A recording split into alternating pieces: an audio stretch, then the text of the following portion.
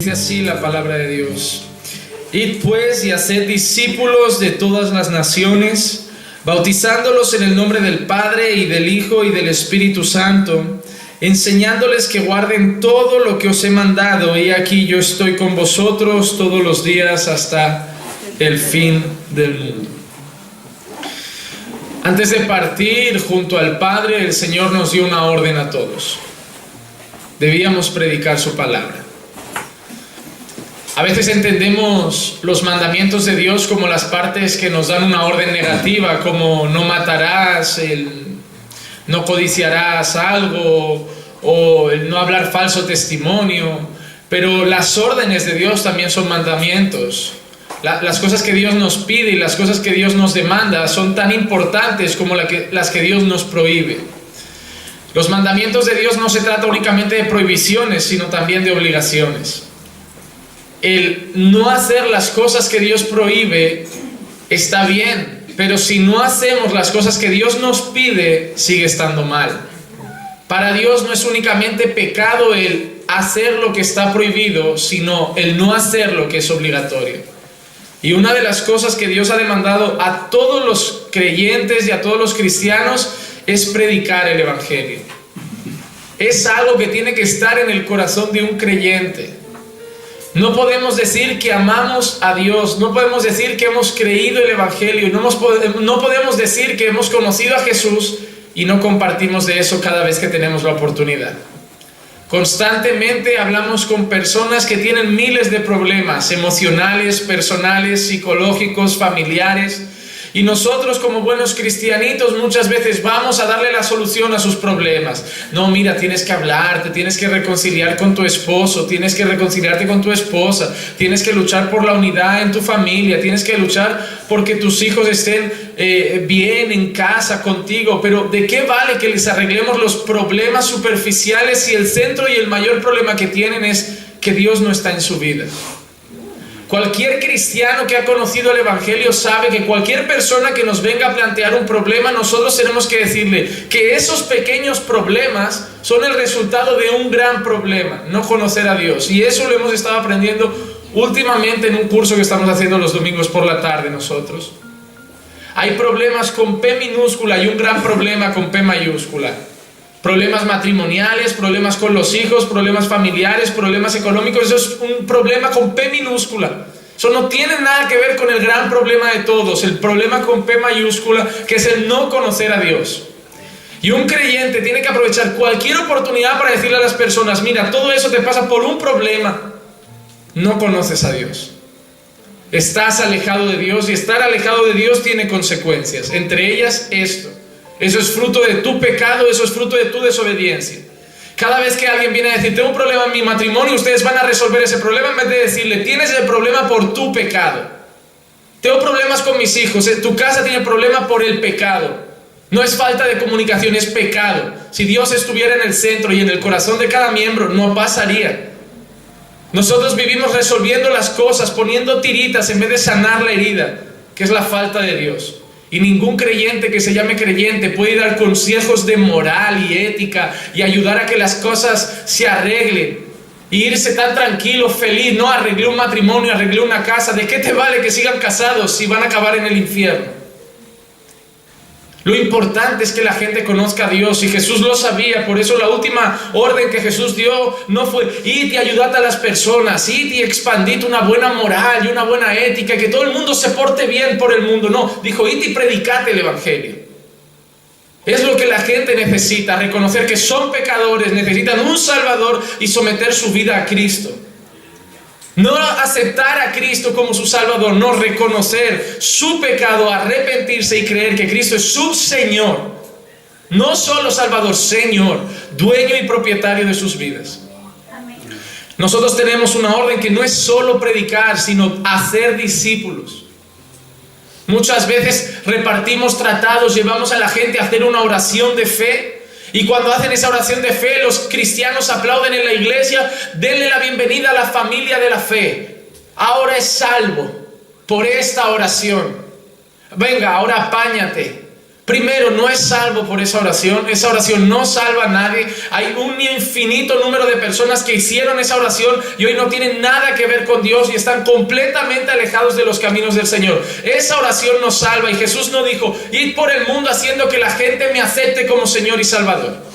Jesús no nos llamó a hacer que la gente repitiera oraciones. Y hoy es la finalidad de todo evangelismo.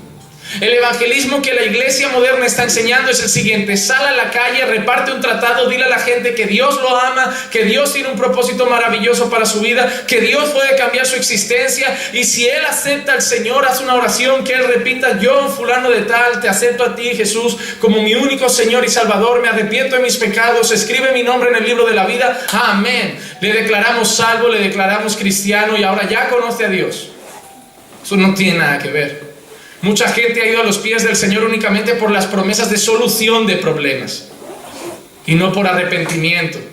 Ya poca gente va llorando diciendo: soy un sucio y un vil pecador. La gente va llorando diciendo: te necesito para mi familia, te necesito para mi casa. Son los llamados y los apelos que se hacen. Cristo puede sanar tu hogar, Cristo puede restaurar tu familia, Cristo puede restaurar tu matrimonio. Ven al frente, entrega tu vida a Cristo, Cristo puede solucionar todos tus problemas. Pero ese no es el llamado. El llamado es un pecador, necesitas un Salvador. Arrepiéntete de tus pecados. No, y si Cristo no arregla mis problemas, es lo de menos. Lo importante es que te arrepientas de tus pecados. Problemas van a haber siempre, pero la diferencia es que hayan problemas y salvación o que hayan problemas y perdición. Los problemas van a haber siempre, con Cristo o sin Cristo. El evangelismo hoy hace hasta presión en la gente. Hacen llamados al altar obligatorios. Parece que un culto que no pasa nadie al altar ha sido una perdición. La gente lo ve como que ese culto ha sido derrotista. El evangelista o el misionero está como triste. Hoy Dios no me usó porque nadie pasó al altar, y por eso insisten. Hacen un apelo. Nadie pasa al altar. Empiezan a tocar las emociones. Hermano, quizá no hay otra oportunidad. Hoy puede ser tu último día. Ahí van tocando temas. Quizá tienes un problema en tu familia, quizá tienes un problema de salud. Ven a Cristo. Y dale, y dale, y dale, y dale, hasta que al final la gente sale por complacer al evangelista o por complacer al predicador en vez de por arrepentimiento. Es como: voy a salir ya y que acabe esto. Qué pesado. ¿Quién tiene que salir para que acabe esto? Y la gente encima lo pone a veces en los congresos. Después del congreso, un gran anuncio: 15 almas se entregaron al Señor, 200 almas se entregaron al Señor. ¿Cuántas ya no volvieron luego? Ese evangelismo es completamente antibíblico. Eso no lo hizo nadie en la historia de la iglesia, no lo hizo nadie en la iglesia primitiva, y hacemos nosotros eso, como muchas cosas que se están haciendo hoy que no tienen ni pies ni cabeza y no están en la Escritura. Cuando nosotros hablamos de evangelismo, el mejor libro para ver cómo se predicaba la palabra y cómo era el evangelismo es el libro de Hechos. Y lo que vamos a hacer hoy es analizar el libro de Hechos y ver algunas conversiones que hay en ese libro. Así que acompáñennos y vamos a ir por la primera, que es Hechos y el capítulo 2. Hechos capítulo 2.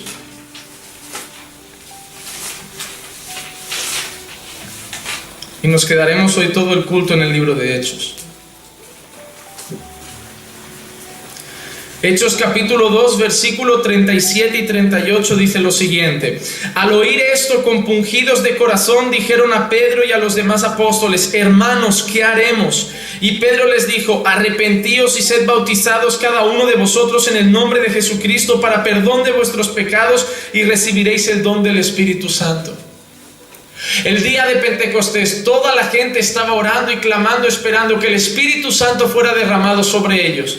La gran promesa que hizo el Señor llega, y el Espíritu Santo es derramado sobre todos los que estaban en aquella casa orando y clamando al Señor. Pedro, lleno del poder de Dios, empieza a predicar a Cristo. Desde que Cristo aparece, el mensaje de Cristo, la muerte de Cristo y la resurrección de Cristo. Y hace un apelo a la gente diciéndole: vosotros lo matasteis y Él es el Hijo de Dios, habéis matado al Hijo de Dios. Y la gente empezó a sentirse compungida en su corazón, empezó a sentirse triste, abatida, y llegan a Pedro y le preguntan: ¿y ahora qué hacemos? Lo hemos matado, lo hemos negado, le hemos dado la espalda. ¿Qué podemos hacer ahora? ¿Qué podemos hacer para ser salvos? Y Pedro solo les da una indicación: arrepentíos. Arrepentíos. Hoy la gente no viene compungida por el dolor de haber negado a Dios toda su vida y haber estado lejos de Dios toda su vida. Vienen a buscar soluciones. Y esa gente le dijo a Pedro, ¿y ahora qué hacemos? ¿Realmente le hemos dado la espalda verdaderamente al Hijo de Dios? ¿Qué hacemos? Y la respuesta de Pedro era la que nadie le gusta decir: arrepentíos. Arrepentíos. Toda la gente en ese momento se arrepintió y se convirtieron más de 3,000 almas allí en ese lugar. Por un mensaje que no hablaba de que Dios iba a hacer las cosas más fáciles. Por un mensaje que hablaba de Él es el Hijo de Dios.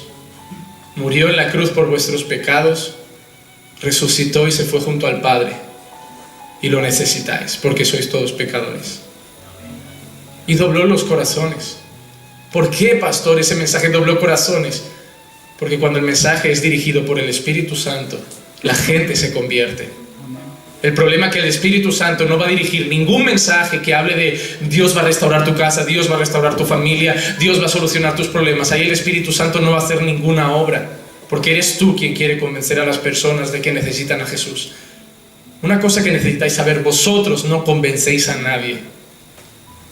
Dios no dijo, id y convenced a la gente, id y ganad a la gente para mí, id y conquistad. No, id y predicad. Yo hago el trabajo. Amén.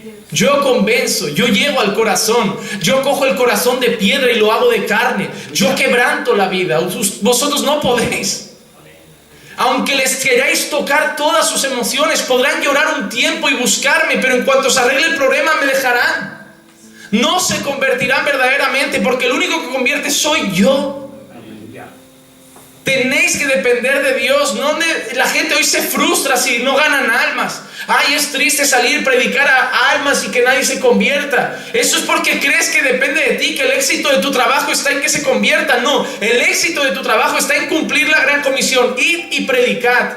Que se conviertan depende de Dios.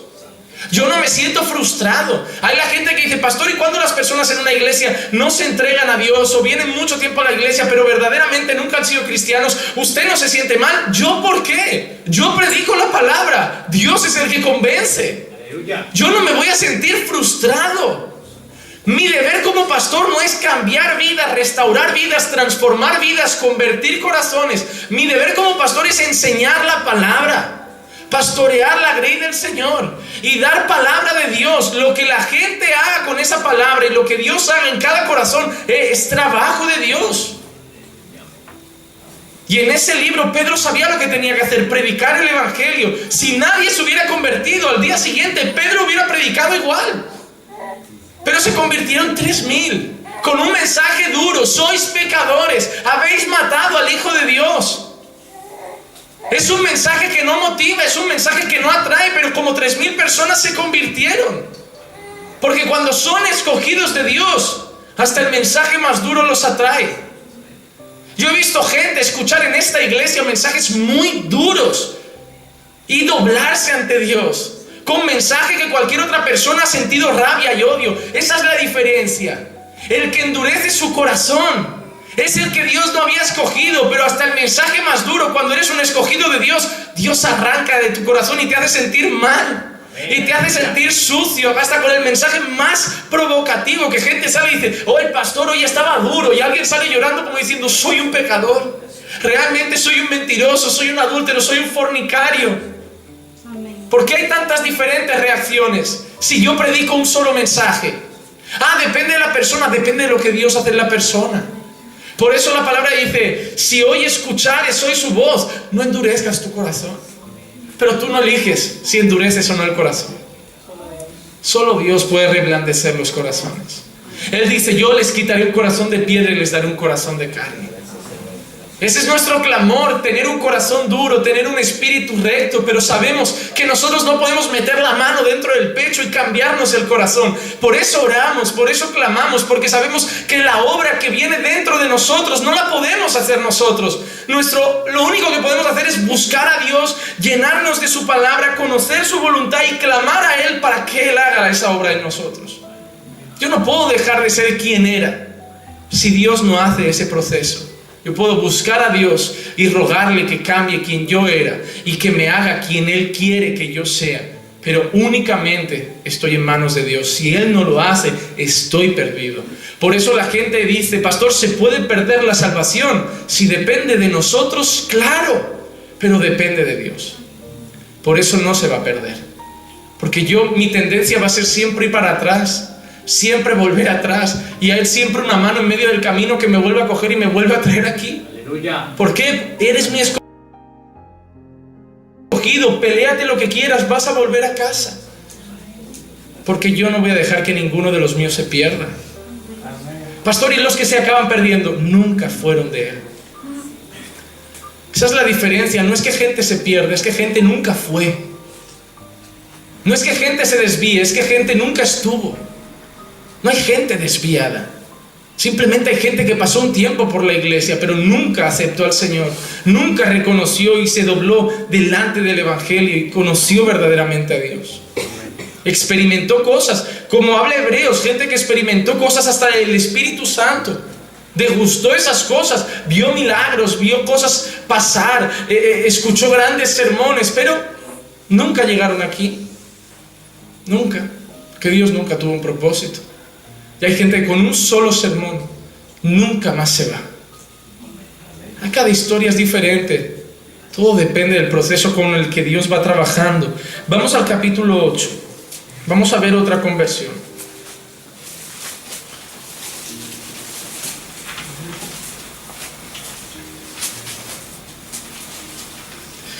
Versículo 26 al 29. Un ángel del Señor habló a Felipe diciendo: levántate y ve hacia el sur al camino que desciende de Jerusalén a Gaza. Este es un camino desierto. Él se levantó y fue, y aquí había un eunuco etíope, alto oficial de Candace, reina de los etíopes, el cual estaba encargado de todos sus tesoros, y había venido a Jerusalén para adorar. Regresaba sentado en su carruaje y leía al profeta Isaías. Y el Espíritu dijo a Felipe: ve y júntate a ese carruaje. Versículos 36 y 37. Yendo por el camino, llegaron a un lugar donde había agua, y el eunuco dijo: mira, agua, ¿qué impide que yo sea bautizado? Y Felipe dijo: si crees de todo tu corazón, puedes. Respondió él y dijo: creo que Jesucristo es el Hijo de Dios. Amén. La cosa más maravillosa que nos vuelve a mostrar en este capítulo 8 es que el primer paso hacia... Vemos la conversión del eunuco etíope. ¿Quién dio el primer paso en esa conversión? El Espíritu Santo. Felipe no tenía por qué pasar por allí. Él podía haber seguido un día más sin conocer verdaderamente a Cristo. Pero alguien le dijo a Felipe: Felipe, levántate y ve por ese camino. Pero es un desierto, ¿quién va a ver allí hoy? Ve. Y cuando va para ese camino, ¿por qué hacen tanto énfasis entre ese camino era desierto? Porque cualquier otra persona pensaría: casi nadie pasa por ahí. ¿Para qué voy a ir al desierto hoy? Pero alguien le dijo: Felipe, ve. Cuando Felipe llegó, vio un carruaje. Podía haber pensado cualquier cosa, pero alguien le volvió a decir: acércate a ese carruaje. El paso de la conversión del eunuco etíope, el primer gran paso, lo da siempre Dios. Cuando alguien se convierte, no es porque esa persona da un paso hacia Dios, es porque Dios primeramente ha dado un paso hacia esa persona. Si cada uno contara su testimonio, ha conocido a Dios de maneras muy diferentes, a través de personas muy diferentes. Nuestra experiencia con Dios ha sido muy distinta. Unos te hablarán de un culto en una casa, otros te hablarán de que los ganaron en la calle, otros te hablarán de que estaba en la iglesia, pero iba desde hace un año, pero realmente nunca había conocido a Dios hasta que un día la palabra realmente dobló su corazón. Cada uno tendrá una experiencia, porque Dios con cada uno arquitecta algo. Pero es Él el que da el primer paso. De nosotros nunca va a salir dar un paso hacia Dios, porque somos pecadores y nuestra naturaleza dice: no hay ni uno que haga lo bueno, no hay un solo justo, no hay quien busque a Dios. Pero Dios sí que busca gente hasta hoy. Por eso la iglesia no puede esperar que lleguen. La gran comisión es ir y predicar, no esperar a que vengan pecadores a la iglesia. Es ir a buscarlos. La iglesia debería crecer semana tras semana, porque cada miembro de la iglesia debería tener sed de cada semana traer un pecador. Esperar que ese pecador escuchara la palabra y que Dios tocara su corazón. Hay gente que piensa: pero a esta iglesia los mensajes igual son más duros que en otras. No importa. Si Dios tiene un objetivo, hasta el mensaje que aparentemente sea más duro, lo va a dejar aquí dentro. Porque no se trata del mensaje solamente, se trata del Espíritu Santo. El primer paso fue el Espíritu Santo llamando a Felipe. Felipe yendo a predicar. Ese eunuco estaba leyendo aquí al profeta Isaías, un profeta mesiánico. Prácticamente todo el libro habla de la misma persona, Cristo Jesús. El eunuco al final pregunta: ¿de quién está hablando? ¿De sí mismo o de otra persona? Felipe le explica: está hablando de Cristo, está hablando de Jesús. Él es el Hijo de Dios. Después de predicarle todo, miren, todo en un viaje de carruaje. Y aquí en la iglesia a veces hay 9 meses de curso para bautizarse, o tienes que llevar 1 año en la iglesia. Ahí en el mismo viaje de carruaje ya le dijo: entonces, ¿qué impide que yo me bautice? ¿Crees que Jesús es el Hijo de Dios? Yo creo. Ahí hay agua, vamos. Sencillo. El evangelio es sencillo. El curso, los cursos y las cosas las ha puesto el hombre. Es bueno, ¿para qué? Para que entiendan lo que es el bautismo. Es bueno, es bueno. Pero yo he visto gente hacer 1 año de curso, ser bautizado y ya no estar en los caminos de Dios. Y gente bautizarse en un día y estar en los caminos de Dios. No nos mantiene en la iglesia el curso del bautismo. Nos mantiene en la iglesia una conversión genuina, el conocer verdaderamente a Dios. Vamos a ver otro texto que está en el capítulo 9. Capítulo 9. Vamos a leer varios versículos de este capítulo. Es una conversión muy famosa. Vamos a leer primero versículos del 3 al 6. Dice así: y sucedió que mientras viajaba, al acercarse a Damasco, de repente resplandeció en su derredor una luz del cielo. Y al caer a tierra oyó una voz que le decía: Saulo, Saulo, ¿por qué me persigues? Y él dijo: ¿quién eres, Señor? Y él respondió: yo soy Jesús a quien tú persigues. Levántate, entra en la ciudad y se te dirá lo que debes hacer. Versículo 10 y 11. Había en Damasco cierto discípulo llamado Ananías, y el Señor le dijo en una visión: Ananías. Y él le dijo: heme aquí, Señor. Y el Señor le dijo: levántate y ve a la calle que se llama Derecha, y pregunta en la casa de Judas por un hombre de Tarso llamado Saulo, porque he aquí está orando. Versículo 17 al 19. Ananías fue y entró en la casa, y después de poner sus manos sobre él, dijo: hermano Saulo, el Señor Jesús, que se te apareció en el camino por donde venías, me ha enviado para que recobres la vista y seas lleno del Espíritu Santo. Al instante cayeron de sus ojos como unas escamas, y recobró la vista y se levantó y fue bautizado, tomó alimentos y cobró sus fuerzas. Y por varios días estuvo con los discípulos que estaban en Damasco, y enseguida se puso a predicar a Jesús en las sinagogas diciendo: Él es el Hijo de Dios. ¿Quién da el primer paso en la conversión de Pablo? Dios lo para en el camino. Pablo llevaba un montón de tiempo buscando cristianos a los que encarcelar. Pablo llevaba un montón de tiempo yendo detrás de cristianos a los que perseguir, a los que encarcelar. Y podía haber escuchado muchas veces. ¿Creen que muchos cristianos no le dirían a Pablo: Pablo, ¿por qué haces esto? Somos hijos de Dios, somos siervos de Jesucristo? ¿Creen que Pablo no había escuchado la palabra? ¿Creen que Pablo no había escuchado hablar de Jesús nunca? ¿Creen que mientras él prendía a personas, esas personas no le decían: Pablo, no sabes lo que haces, somos siervos de Jesús, el Hijo de Dios? Y Pablo hacía oídos sordos. Porque hay gente que escucha el evangelio muchas veces, hasta el día que Dios quiere encontrarse con él. Hasta el día. Por eso hay 2 cosas que yo aprendo. La primera, el primer paso es de Dios. La obra depende de Dios. Pablo podía haber escuchado muchas veces el mensaje del evangelio, pero nunca hacerle caso. Pero ese día Dios lo tiró del caballo. La obra grande en la conversión de una persona viene de parte de Dios. Y la segunda cosa que yo aprendo es que no debemos desistir de predicar a alguien. No podemos tomar la actitud de predicar a alguien una sola vez y esa persona no cree, darlo por perdido y vamos hacia otro. No, hay que insistir. Hay que insistir, porque hay muchas personas que no es la primera vez, ni la segunda, ni el primer año, ni el segundo que conocen al Señor. Lo que yo sé es que a través de ese evangelio un día Dios puede tocar su corazón. Tenemos que perseverar. No podemos desistir de la gente. Nadie desistió de nosotros. Tenemos que perseverar, creer que en cualquier momento Dios puede hacer algo. No depende del mensaje, no depende de si yo ore mucho, no depende si yo ayuné antes de ir a la oración, antes de ir a predicar. No depende de lo que yo hago, depende de que Dios lo haga. Hay gente que cree que vamos a ayunar mucho para salir, vamos a orar antes para salir, vamos a orar, esto lo he visto mucho, vamos a orar para que Dios nos muestre quiénes son a los que tenemos que predicar. ¿Quieres qué? ¿Revelaciones mágicas? ¿Que les haga una luz por la espalda? Que Dios te diga, es este, para no fallar ningún tiro. No, vas a predicar a 1000 y a lo mejor se convierte 1. No quieras hacer el trabajo rápido, no voy a orar que Dios me muestre quién es y voy a ayunar para que mi predicación sea infalible. Entonces, entre los que Dios me muestra y el poder de mi ayuno, el primero que enganche se convierte, como si dependiera de ti. Porque es lo que enseña la iglesia de hoy, todo depende de la gente. No, yo tengo que predicar y depende de ellos elegir o no a Jesús. Eso es teoría arminiana.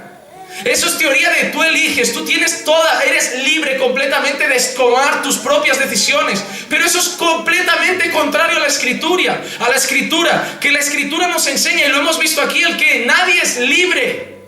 Nadie es libre, fruto del pecado. Todos somos esclavos del pecado. Y nuestras decisiones no las tomamos con libertad, están atadas a ese pecado.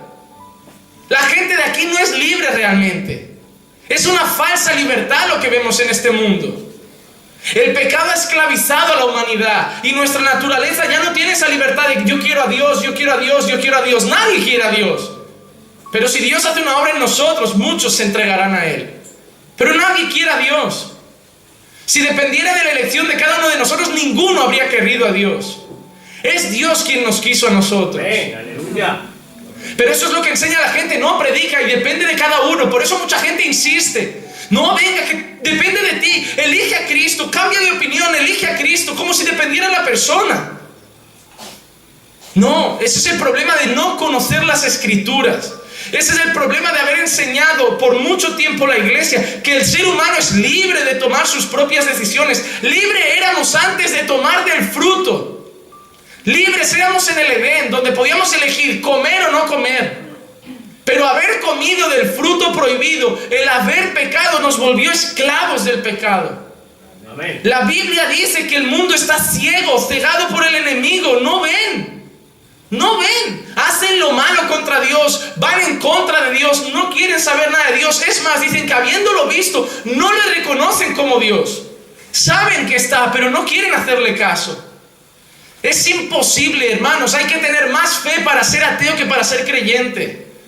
Creer que todo viene de una explosión por casualidad, que se hizo perfecto por casualidad, que la vida apareció de la nada, cuando tienen teorías que dicen que de la nada no puede salir nada, pero de la nada pongamos que sale vida, y todo va desarrollándose por casualidad. Ellos tienen mucha fe para esas teorías, mucha fe. En el fondo saben que hay algo más grande detrás de todo eso, algo que no consiguen explicar, pero saben que aceptar ese algo significa Él es grande, yo pequeño y tengo que obedecer. No quiero obedecer, quiero vivir a mi manera, quiero seguir siendo rebelde, quiero ser mi propio Dios.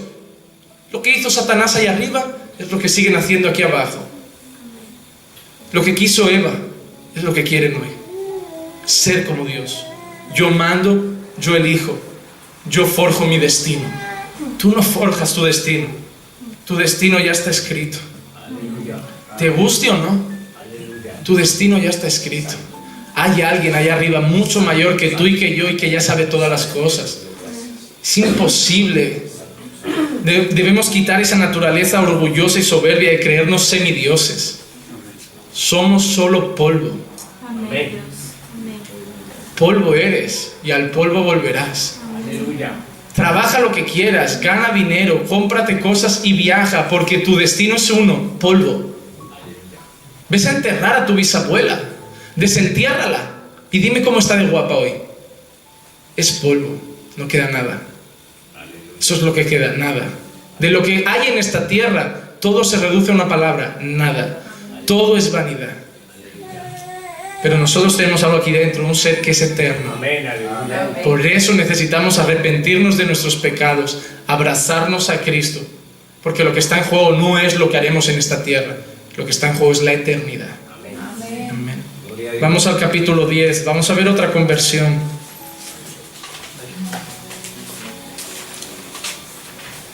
Capítulo 10.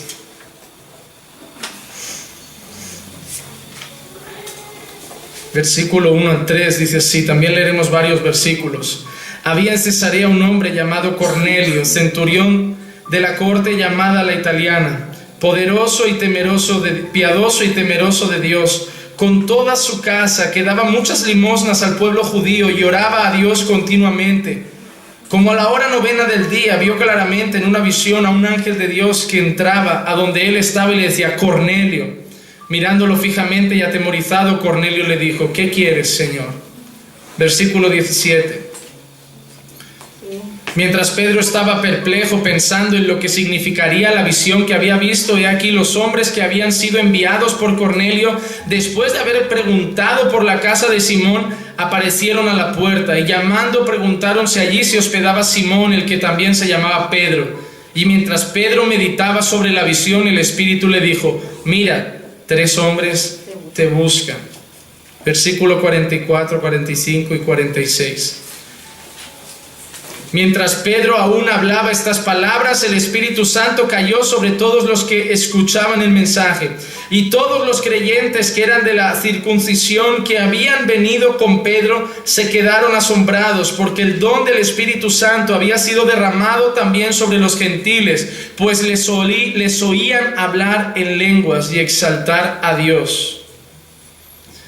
¿Quién dio el primer paso en la conversión de la casa de Cornelio? Dios. Dios se aparece a Cornelio y le dice, Cornelio, ve a buscar a Pedro. Podría haberlo dejado, ¿no? Era un hombre piadoso, temeroso de Dios. ¿Qué estaba haciendo Cornelio cuando le dijo, ve a hablar con Pedro? Estaba orando. Que no era un vagabundo de la calle, que no era un ateo peleado contra Dios. Estaba orando, era un hombre piadoso, temeroso, daba muchas limosnas encima. Nos está hablando de piedad, nos está hablando de temor, nos está hablando de un hombre de oración y de un hombre generoso, que daba muchas limosnas a los judíos. Podía haberlo dejado, ¿no? Un gran hombre. Pero a Dios no le bastaba con que fuera un buen judío. A Dios no le bastaba con que fuera un buen gentil que amaba a los judíos y que conocía a Dios. Dios quería que conociera a Cristo. No podemos ver judíos temerosos de la ley de Dios con la Torá aquí, que la respetan, que procuran guardar todos los mandamientos, decir, no, si ese es más obediente que yo. Da igual la obediencia si no tiene a Cristo, el destino es uno, perdición, solo hay un camino y es Jesús.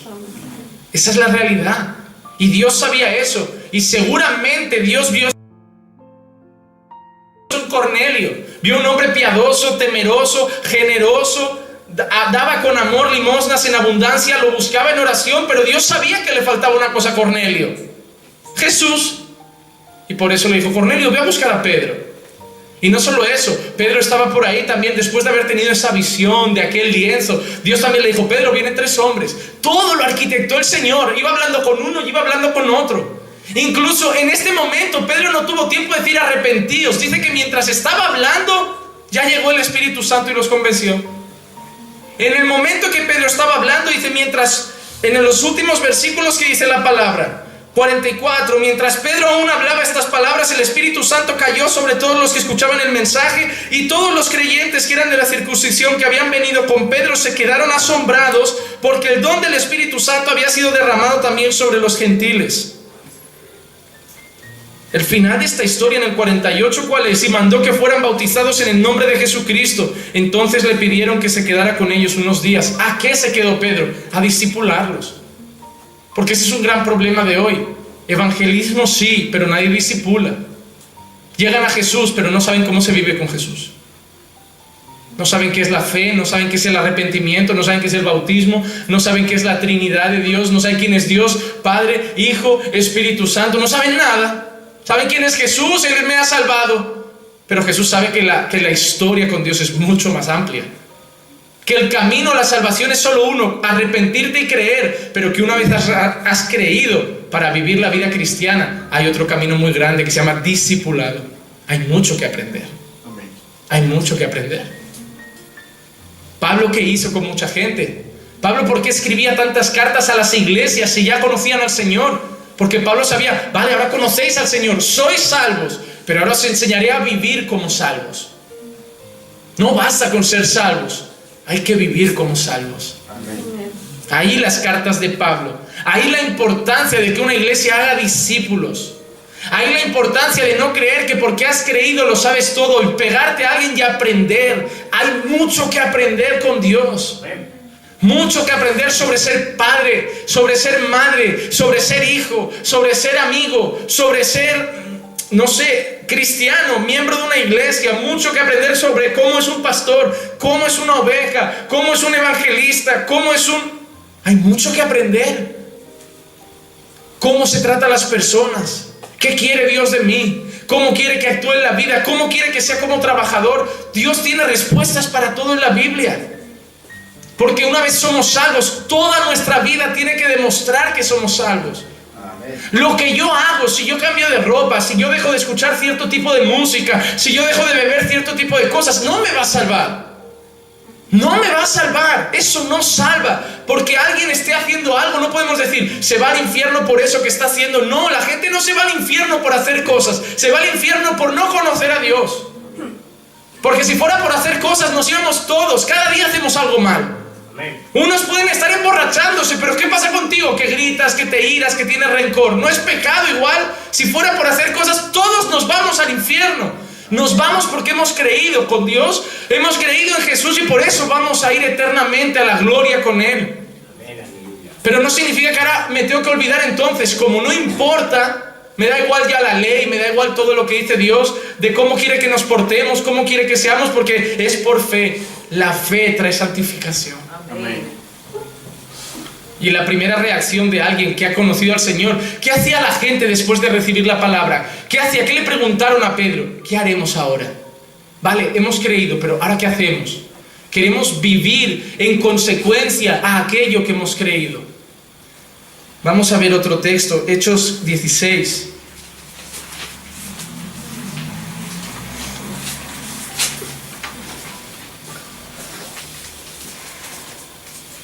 Hechos 16, amén. Versículo 13 al 15. Amén.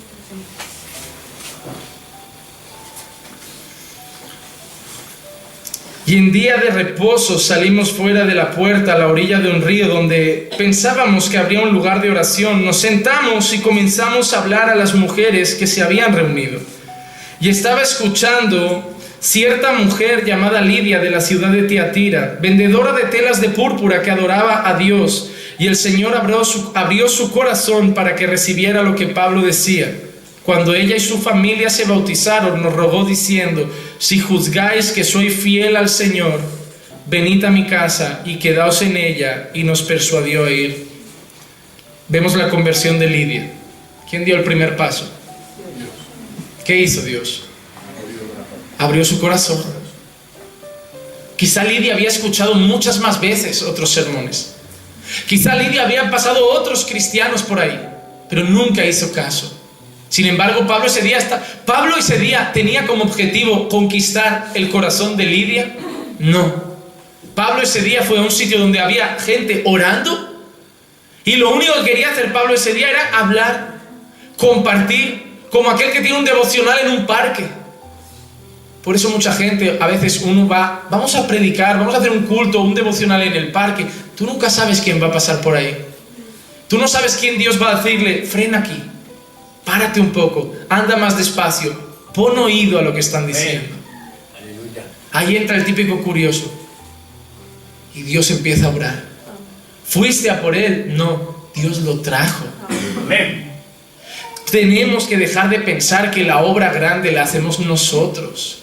Más adelante vemos al carcelero, Pablo en prisión, gente cantando y adorando entre rejas. Dios trae un terremoto, la gente queda libre y el carcelero dice: se han ido, se han escapado, me van a matar, ¿qué hago yo? Es una deshonra que se vayan los prisioneros, me voy a suicidar.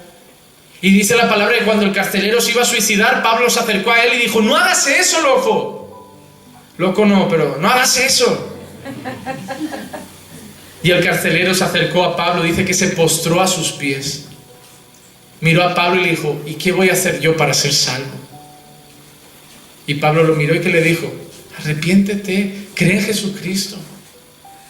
Y dice que posteriormente, no solo el carcelero, él y toda su casa fue bautizada. Amén. Ahí está el versículo de arrepiéntete y cree, porque quien cree será salvo tú y tu casa. Ahí ese versículo para todos nosotros. No, se lo dijo aquel hombre. ¿Y quién fue salvo? Él y su casa. Eso no significa que tú y tu casa. Era la casa de él y su casa. Porque Pablo decía, ya que te tengo a ti, voy a hablar con los tuyos. Ahora todo el mundo coge ese versículo, ¿no? Y como yo soy salvo, mi casa va en el paquete. Te vas a llevar muchas decepciones con familiares que vas a enterrar y nunca estaban en ese paquete de la salvación. Ese texto no podemos arrancar un versículo y decir, no, tu palabra dice, cree en mí, serás salvo tú y tu casa. No, te lo dije a un carcelero, bonita. No te lo dije a ti. Lee bien, lee el principio, lee el final, no arranques un texto. No arranques un texto y hagas la teoría que a ti te gusta. Hermanos, lo que yo quiero decir, y lo más importante, es lo siguiente. Norma número 1 del evangelismo. Para que el evangelismo sea bíblico, tenemos que reconocer que la primera obra, el primer paso, es de Dios. Amén. Yo no puedo decirle a Dios, Señor, toca los corazones. Yo no puedo pedirle a Dios que haga algo que Él ya sabe que va a hacer.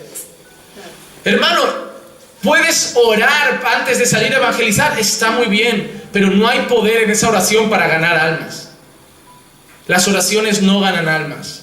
Mis sermones no ganan almas. Los estudios bíblicos no ganan almas. Dios gana almas. Yo pongo la letra, la palabra, el discurso. Él pone el poder. Él pone el convencimiento. Él abre los corazones, Él cambia los corazones, Él restaura las vidas. Cuando voy a evangelizar tengo que entender algo. El primer paso lo tiene que dar Dios. Segunda cosa que tengo que saber, yo no me voy a frustrar por los resultados porque no dependen de mí. Amén. Es cuando te sientes libre de culpa, porque yo no tengo nada que ver con eso. A mí no me culpéis. ¿Sabes cuando hay un problema y la gente, ¿quién ha sido? Y tú te quedas tranquilo. Yo no tengo nada que ver. Sea bueno, sea malo, no te tienes que sentir responsable. Porque a gente cuando es malo, no pasa nada, era Dios quien tenía que convencer. Pero cuando se convierte en 3 o 4, qué gran evangelista, nadie predica como yo. Baja los humos. Que si no tenías la culpa cuando no se convirtieron, tampoco tienes el mérito cuando lo hicieron. Toda honra y toda gloria son de Dios. Aleluya. Pastor, ¿y si predico y no se convierte? Predica y predica y predica. No depende de ti. No sabes quién es. No sabes cuáles son sus escogidos. No saben qué día tiene Dios marcado para esas personas. Tu deber es predicar y predicar y predicar. Tercera cosa que tengo que saber de este evangelismo. Tiene que tener un mensaje claro. La muerte, la resurrección y la ascensión de Cristo. El mensaje que tenemos que dar cuando evangelizamos es la cruz. Tenemos que predicar la cruz. Somos pecadores desde el Edén. Nadie busca a Dios. Todos somos pecadores, destituidos de la gloria de Dios. No tenemos parte con Dios. Solo nos queda un resultado, su ira. Estamos condenados por naturaleza. Y solo hay un camino para evitar esa condenación: creer en Jesucristo y arrepentirnos de nuestros pecados. En aquella cruz Él tomó la ley, Él tomó el documento que nos llamaba culpables, lo clavó en aquella cruz consigo y dijo: ya son inocentes, yo pagué por ellos. Si crees en eso y te arrepientes de tus pecados, eres salvo. Amén. Aleluya. Vale, amén. ¿Qué hacemos entonces si han creído, pastor? Llévalos a la iglesia. ¿Por qué tienes que hacer una oración? Repite conmigo. No repitas nada, ve a la iglesia. ¿Por qué? Porque ahora hay el siguiente paso. ¿Has creído? Sí. Haced discípulos. Siéntate. ¿No era solo eso? No. ¿Sabes? Jesucristo no era solo un hombre, no era solo hijo de Dios. Jesucristo es Dios. Sí. ¿Y sabes el Espíritu Santo? También. Y hay que enseñar. Y es un proceso. Por eso Pablo por momentos habla de leche, por otros momentos habla de alimento sólido. Porque sabe que hay alimentos diferentes para el tiempo que lleva uno en la congregación. Hay mucho que enseñar. Hay mucho que aprender. La mayoría de vosotros, aunque llevéis tiempo en la iglesia, no sabéis todavía ni la mitad de lo que Dios tiene para enseñar. Porque os habéis limitado a creer e ir a los cultos. Pero la mayoría de vosotros, estoy convencido de que la mayoría no ha sido discipulado. No ha tenido alguien que le diga: siéntate, aprende conmigo. Ven a este grupo, aprendamos juntos. La mayoría de vosotros no sabéis lo que es el discipulado. Pero por dos motivos mucha gente. Uno, parte de culpa de iglesias y pastores que no fomentan el discipulado. Y dos, parte de culpa de los hombres que hoy son muy perezosos para aceptar ser discipulados.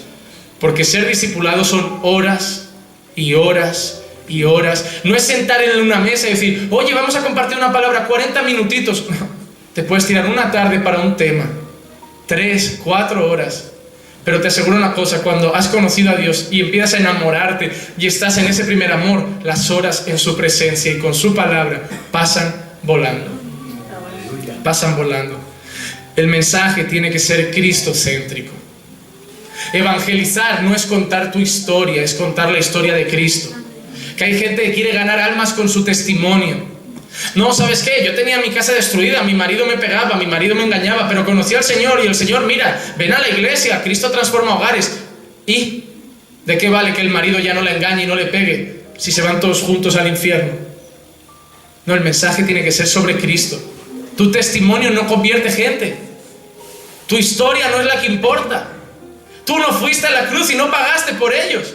Tu testimonio puede ser edificante para personas que ya están con Dios, como una bonita historia que contar, pero hoy en la iglesia tenemos un afán por contar testimonios. Pastor, ¿puedo dar un testimonio? Pastor, ¿puedo dar un testimonio? Pastor, ¿puedo dar un testimonio? ¿Para qué? ¿Para que aplaudamos tu vida? No, para aplaudar lo que Dios ha hecho. No, lo que Dios ha hecho en lo secreto, tranquila, que ya se ve en público. No hay que contarlo. Si ha hecho algo, lo veremos. Ah, pastor, quiero contar lo que Dios ha hecho con mi madre. ¿Y tu madre? No, hoy no vino, pero vendrá. No, no ha hecho nada. Cuando venga veremos lo que ha hecho con tu madre. No hay que contar los testimonios. Los testimonios son, no se cuentan. Vosotros me seréis testigos. No iréis contando testimonios. Seréis testigos. Somos cartas vivas. No con la boca, con nuestra vida somos un testimonio. Cuando evangelizamos no tenemos que intentar dar un mensaje emocional. Los mensajes que se dan hoy solucionan problemas de tristeza. Estás abatido, estás deprimido, estás triste. Parece que están... Es que en vez de evangelismo parece que la gente son comerciales de medicamentos antidepresivos. No, lo que yo te ofrezco, no, tienes un vacío. ¿Sabes cómo se ve ese vacío? Jesús. Y no te sentirás completo hasta que llenes ese vacío. ¿Qué vacío? ¿Qué vacío? ¿Qué es esa historia de un vacío?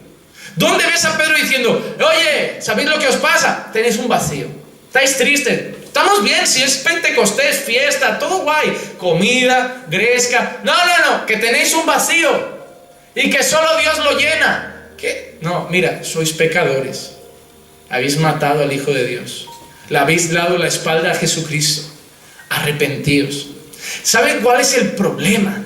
El problema que yo creo que ya no creen. El problema que yo creo que ustedes piensan esto, pastor, si yo voy a la calle y me presento a alguien y digo, tú conoces a Jesús, mira, y le cuento el evangelio, y le digo en toda la cara que es un pecador, y le digo en toda la cara que el problema que tiene y que está separado de Dios, y le digo en toda la cara que se está yendo al infierno, y le digo en toda la cara que se arrepienta, me va a decir, oye, ¿quién eres tú para juzgarme? ¿Sabes quién te va a decir, oye, ¿quién eres tú para juzgarme? Quien Dios ese día no tenga un propósito. Otro llorará y dirá, verdaderamente tienes razón, estoy lejos de Dios. Yo quiero a Jesús. Pero no creéis en el Espíritu Santo. No creéis en ese Espíritu Santo que le dijo a Felipe, ve, que hay alguien para mí. No creéis en ese Espíritu Santo que le dijo a alguien cuando se tiró del caballo, Pablo, soy yo a quien persigues. No creéis en el poder de Dios. Venís la mayoría de iglesias neopentecostales que creéis que el poder de Dios es grito, milagro y cosas que se ven con los ojos. El poder de Dios es mucho más que eso. Pues yo creo en el Evangelio porque es poder de Dios para salvación. El Evangelio es poder de Dios. Decirle a una persona directamente, eres un pecador, necesitas arrepentirte de tus pecados y ver cómo esa persona se dobla, llora y cree en Jesucristo. Eso es poder de Dios. Ver a alguien que de golpe se levanta o se cura una gripe, eso no es poder de Dios. ¿De qué vale una gripe curada y al infierno? Un cáncer curado y al infierno. ¿De qué vale ganar el mundo y perder el alma? Tenéis que empezar a tener fe. Fe en lo que Dios puede hacer a través de vosotros. Fe en cómo Dios ama a las personas para convertirlas. Vosotros no podéis ofrecer a la gente venir a la iglesia en busca de un problema, una solución. Tenéis que ofrecer a la gente escuchar una palabra que les hable de Jesucristo. Tenéis que empezar a perseverar, tener sed por ganar almas. Parece que a ninguno de vosotros el Espíritu Santo le habla. Porque si no, constantemente le diría, ves allí, habla, trae esa persona, ves a llamar a esa persona, te acuerdas de fulanito, llámalo. Y llegas en el día adecuado. Llevabas 3 meses sin llamarlo, pero algo te dijo, llámalo hoy. Y llegas ese día. Pero parece que vivimos desconectados de Dios. A Felipe le dijo, Felipe, ve por el camino. Aquel hombre le dijo, ve a buscar a Pedro. A Pedro le dijo, hay hombres que te vienen a buscar. ¿Saben que había antes que hoy no hay? Verdadera comunión con el Espíritu Santo. La gente hablaba con Dios. Hoy vamos a la iglesia que la gente nos diga lo que Dios tiene para nosotros y nos vaya dando recaditos. Parece que vamos como al restaurante chino a buscar la galleta de la fortuna. A ver qué hay hoy. Te irá bien en el amor. Hay un hombre para ti. Falta de intimidad con Dios es necesidad de intermediarios. Quien habla con Él directamente no necesita que le den órdenes, ya sabe para dónde va, porque habla directamente con la fuente. No hay intimidad con Dios, todo nos suena chino. ¿Qué voy a evangelizar? Porque no te sientes lleno. Quien se siente lleno del Espíritu Santo habla, aunque sea el sermón duro y claro y fiel, pero lo habla porque sabe que lo que está ahí dentro, ese poder de Dios, ese Espíritu Santo los puede convencer. El evangelismo bíblico no hace presión. ¿De verdad que no quieres? ¿De verdad que no quieres? No quiso. Siguiente. Vamos a hablar con otro. No es la presión lo que convence. Toda la gente respondió rápido y voluntariamente. Recibieron la palabra y se postraron. Y hoy hay gente que insiste. Pero mira, ¿y si hoy es tu último día? ¿Y si déjalo? Que haga una oración por presión no significa que haya sido sincera. Esta gente nos demuestra algo. Cuando alguien se ha arrepentido de verdad, se compunge, llora, se dobla, se entrega rápidamente, que dicen, ¿y ahora qué hago? ¿Para dónde voy? Sienten necesidad de más.